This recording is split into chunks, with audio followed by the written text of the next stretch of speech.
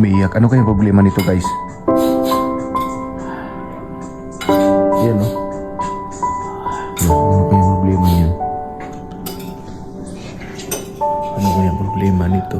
Seryoso, guys. Umiiyak. Ano kaya problema nito, guys? Uy, ano? Siniliwa mo. Bakit ba? Nagkakalam ka?